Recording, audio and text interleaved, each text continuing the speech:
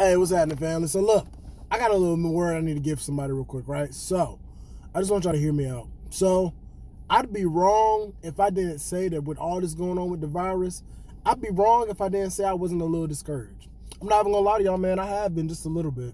Like especially this morning, right? So I woke up this morning. I got up this morning. I read my word.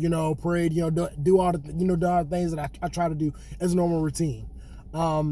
When I woke up this morning, I just, I got in my car and I was getting ready to leave, and I just kind of felt like, I guess, just a little discouraged, because as I drove to work this morning, it's not a lot of people here. You know what I mean? Like, it's not a lot of people in the parking lots. It's not as packed as it usually is. There's not a lot of traffic on the roads, and that can kind of get to you, when you're so used to, seeing everybody driving on the road. You're used to seeing people out and about, and it's like, I'm not gonna lie to y'all, man, it just had me a little discouraged, and it's got me just kind of I'm not gonna say in a bind, but it's just kind of got me like thinking like, wow, what is really going on, but then I realized like, wait, God didn't give me a spirit of fear, but of what? Power, love, and a sound mind, right? So it's like, with all that, even though I may feel a little discouraged, I have to push past those thoughts of discouragement. And that's what we all have to do. We have to push past those thoughts of discouragement, push past those thoughts of just, thinking that, think that God is not in control when he is,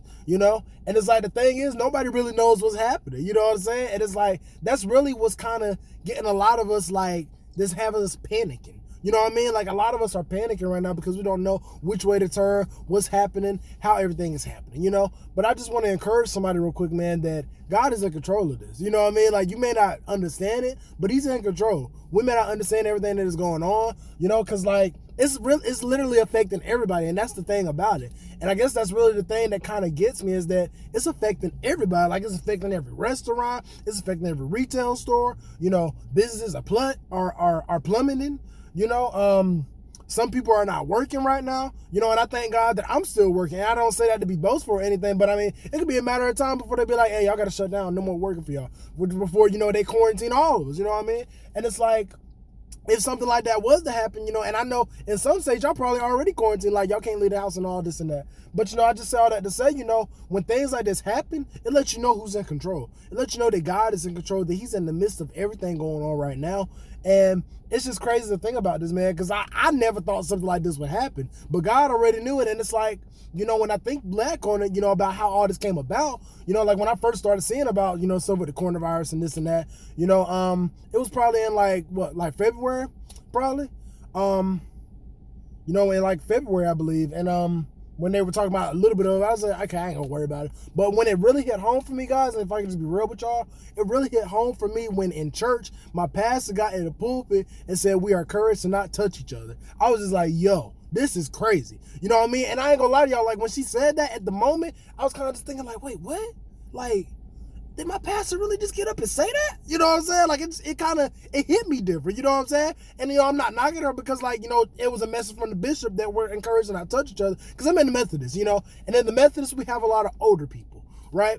So it's like, and who's disease more prone to go to? Older people. But, I believe everybody is accessible to get this disease anyway. It doesn't matter if you're old, young, whatever. Because, I've heard about NBA players already done got it. But anyway, it just really hit home for me when I heard about it in church a couple Sundays ago. I was like, wow, that is crazy. You know what I mean? And it's like, and like I said, in that moment, I kind of felt a little upset. Like, you tell me I can't hug my church member? I can't hug you no more, pastor? Like, what is this? Like, what is this? You know what I mean? And I kind of got a little upset to myself, but the Lord dealt with me on it. And then, I just feel like, that is what they decided to do. You know what I mean? Like, that is what, the bishop was led to do, to send that out like, hey, we can't touch each other, this and that, And, I understand why, because, we don't want to spread the disease and this and that, Because, like, God did give us what? Common sense, right? Like, like, do what the CDC says, do what everybody's telling you to do, like, less than 10 gallons, whatever. Do all that. And that, now, does that mean you're living in fear when you do that? Absolutely not. If you stay home, does that mean you're living in fear? Absolutely not. That just means you've got what? Common sense, that that, okay, I'm sick.